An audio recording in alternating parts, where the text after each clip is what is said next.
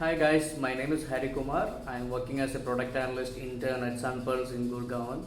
So basically I am from a business development and sales background. So I have worked as a business development executive for the past 2 years.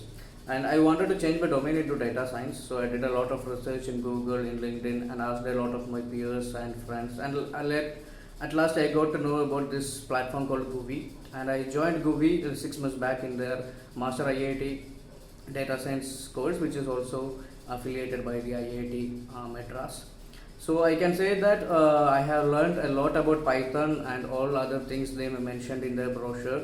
Given that I have no coding background or IT background, it was pretty much easy for me to grasp all the concepts they have taught me.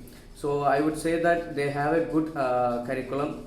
They have great mentors who have real industry experiences, and they do give some real-time projects to do.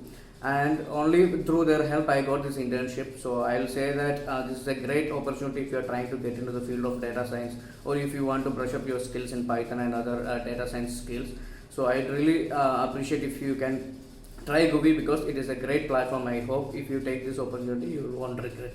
Thank you.